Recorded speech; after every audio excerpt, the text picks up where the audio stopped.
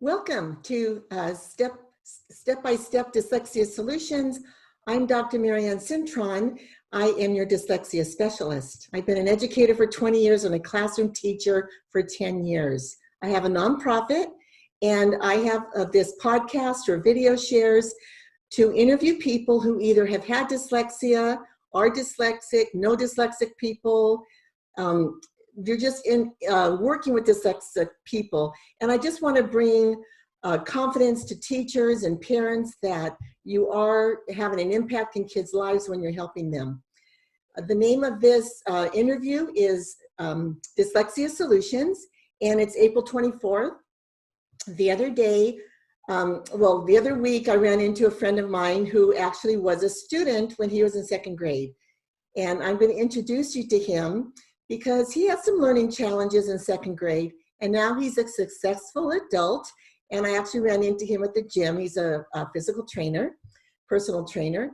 And I would thank you for joining in today. And now we're going to start the interview, and I want you to meet Denzel Mitchell. Welcome, Denzel. Welcome. Thank you. How you guys doing today? How are you doing? It's so good to have you here.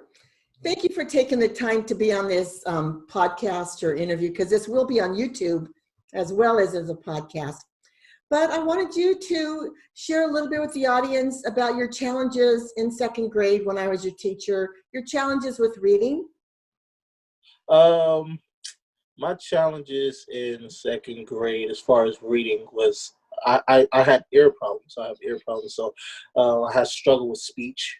So, when you will relay a word or anything like that, I wouldn't get the whole pronunciation of the word fully. So I had a problem with speech. I had a problem with sounding out words. And I struggled really with spelling. I didn't get the spelling as well. It was because a lot of reasons, because I was pronouncing a lot of words wrong. Because I'm thinking what I'm saying is right, because I'm hearing it, but when I'm saying it wrong. And then sometimes, even as today, sometimes I'll say things wrong, and I will go on Google and then have them, say it back to me. And then when they say it back to me, I hear the little letters that I'm missing, and I'm spelling. So I always had a struggle with spelling, reading, anything that had to do with English. I struggle with, but I really did excel in comprehension. But I couldn't read the material, or I couldn't activate the material. But once it was read to me, I knew exactly what the story is about. I could tell you who the main character is. I could tell you who's the main antagonist. I could tell you everything. I tell you when the story climax and everything. So, but it took me a while to find the confidence to really see what my strong parts was when it came down to English, and stop looking at it as a negative thing. And it took me a while to start picking up books. Well, it's really interesting because parents don't think they're going to have impact in their kids' lives. They don't know really what to do to help their kids. But what you're showing is what I've also seen is parents can read to their kids and start asking them questions and start developing comprehension skills. Right. So you had the tubes put in your ears in second grade. I remember you were just listening so hard when I would teach to a group of 5, and you were such a bright kid. And I just remembered, but you struggled with the hearing, and it wasn't normal struggle. And I remember you passed the hearing test at this school, and I took it a step further and asked for them to give you additional hearing tests. And sure enough, you were hearing as if you were underwater. Right, so right. All very blessed when you're able to get the tubes in your ears. And there's a lot of parents out there whose kids are in similar situations. So is there anything else you could share with parents to advocate for their kids? Because those kids are little to speak up for themselves. Yeah, like you said, you being so upfront about, hey, he needs help. He needs more help. Go get a second opinion. So I would urge any type of parent to listen to the actually the teacher. The teacher is the one that's taking care and that's interacting with your child. So she might know a lot more than some other tests. So, just to listen and to go see other opinions, just to make sure that your kid is okay. Because I mean, if it's nothing, you'll get that, oh, okay, she or he is fine. But if you go and check and double check, you'll be safe and sorry. So going around and checking. So I went to these tests. I took a lot of tests. I would go like I think it was every Friday. And I'll see this lady and she would tell me to go inside this like box. It's kind of like a studio, right? You'll sit down and then, she'll do a soft beep and then she'll push a button and I'll take these earphones and I would have to see if I can hear on my left or my right. And it'll be for like 20 minutes. And each time I did it with the tubes in my ear, it got better and better and better and better. The things about the tubes, though, when I had them, I had a lot of infection. I didn't too much like them being in, but they did help. And it was like I was listening in water. It was like how I'm hearing, even to today, because I got a lot of fluid, I got a lot of congestion inside here. When it comes and it's really heavy, it sounds like if somebody's talking to you in water. It's like it's kind of like the wavelength is very short. It's very short. You still have a little bit of that problem? Yes, I still deal with it. But it's just a lot of information. Sometimes I just stay away from certain foods. I'm also detoxifying myself. Drink a lot of water. Drink a lot of apple cider vinegar. Do things to keep my sinuses down because I get a lot of sinuses type of stuff. Sometimes I'm not even sick. I'm just so congested in my nose, in my ear all the time, and it's sometimes it's annoying. There's a trainer coming out in you to get your people Right. healthy. So Denzel is a personal trainer at CrossFit Gym here in Glendora. They're a little commercial for him. He needs some help. You had mentioned to me that you thought your dyslexia was a gift. Can you share a little bit about that? Because it's helped you be strong in areas where you're weak, and you've developed in areas where maybe you wouldn't have before. Can you expound on that a little bit? My dyslexia and my whole learning curve has made me more a people person. It really blessed me in just knowing how to relate to different people because it kept me humble. And it also taught me, if you're not gifted at something, you can always learn tactics on how to get better at something. So it allowed me to look at an issue and stop looking at the issue as being impossible, but strategizing how to get over it. So I see a wall, right? I won't keep bumping my head up on it. Maybe the wall is not that long. Maybe I can go around it, or maybe I could take a rope and go over it. And so this learning thing, this dyslexia. So what I do is a lot of times I would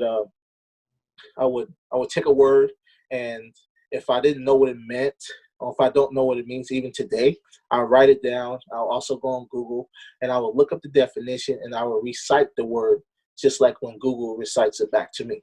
So I keep a nice little notebook. Sometimes when I go on meetings or like if I'm going on an interview, I'll take a notebook with me. I will read over certain words that I know in vocabulary, just in case somebody recites something to me that I don't understand. I'm always keeping myself engaged with different words in the area of English and seeing different words so that I can always be prepared. And so my advice is for the parents that having these kids that are having these problems is to teach them tactics on how to turn their negative into a positive. And so that's my biggest advice. Not to tell them they have a problem. No, just to let them know that sometimes life, it causes you to grow. God gave you this problem so you can grow into the man or the woman that they're supposed to be. Denzel, you're 24? 24. This is exactly where I'm at. And, you're showing that you have that tenacity. You want to be a lifelong learner. And when you're 24, the world's just ahead of you. There's so much for Right. you to learn. And as you get older, I just feel you're going to be one of those guys that's always going to be learning and creating and impacting people's lives. I remember one time you told me you wanted to be a pastor. Yes. Would you want to share a little bit about that and what turned you away from that after to be a trainer? Because either way, it's a call from God. So Yeah. It's still a call. Actually, I still believe that's still my calling. It's just in the future, so God is just taking me a different way, a different path. I always knew that God was going to use me for ministry, to speak, and not only to speak, but also to operate in business and help people. Because I feel like a lot of times, in today's ministry, is very religious. It's not impactful for people. It's not going to their house and helping them. You got a ministry or you got a church, and there's a lot of people that are in debt. As a pastor, as a leader, it's important for you to go out and to help your people get out of debt, or maybe they're having marital issues, have counseling, things that are interactive with ministry and very proactive to get the people in the church to upgrade, and then also go out and reach out for other people. So you just have a always passion to help people, right? yeah, I mean, to help people. That's what it's all about. It's to freely give as God has freely given unto me. And so, whatever if God has blessed you with preaching or teaching, or the gift of the prophets, or the gift of apostleship, anything that He's given you is supposed to be given. And that's why in that biblical passage, when He was actually explaining, He gave one person 5 gifts, gave another 4, gave another 3, gave another 2, and then gave one person 1. And the one with 1, they didn't use it. And so He basically said, "Depart from me, you person that practice lawlessness," because he didn't use his gift. And so You got the preach on you. I want to use my gift. Okay. Hey, let me ask you a question. One of the things God has given me is to use music to help children read. And even kids that are in middle school, high school, even people in prison who can't read will benefit from learning to read and using music. I didn't use music when I taught you in 2nd grade because I hadn't known about its value then, but I used best practices. So I'm an advocate for using the best practices and combining it with music. And I just want to ask you, do you enjoy reading now? And what is music's impact in your life? I do enjoy reading. I've always actually enjoyed reading. I love stories. I'm a very story person, so I always read my Bible. I was always fascinated with stories. You know, I'm always trying to get the interpretation or the hidden meaning about something. So I love reading. It was just really hard for me, to read. So now today I'm actually reading the complete Apocryphus, and then I'm also reading another book called what you call it, Rich Dad Poor Dad. Rich Dad Poor Dad is a really good book right now. Then I read the Screw Tape Letters. I'm reading certain things with business and history and certain things like that. Music also, sometimes I will play like classic music or just intermediate music in the background when I'm reading or when I'm studying. I do a lot of studying because it gets my mind motor running. It gets me thinking. It gets me rolling. Especially like I noticed this in the gym. When I'm in the gym and I don't have no music, I don't have no headphones, I can't get it. I can't get the smacking. I can't get at the weights like I want to. But when I got music running, oh man, it's like everything's firing on all cylinders. Music just it stimulates my brain. It's really Yeah. good. It's really amazing how music just helps people calm down and helps them focus, helps them move. But Mm-hmm. for kids who are struggling with reading, we're finding they're making such good progress with using the music. So we're going to wrap this up, and I just wondered, last thoughts that you want to share with people before we close? If there's any type of parents out there that are having their child, he or she, that's having a problem reading or any type of learning curve like math or anything, my one suggestion is to not make them feel like it's a problem. when I grew up, it was always, oh, he got a speeching problem, or he got a writing problem, or he got a reading problem, and I always thought I had a problem, Good right? point. Mhm. And if I always think I'm always having a problem, the kids, when a kid is young, all they really want to do is be accepted.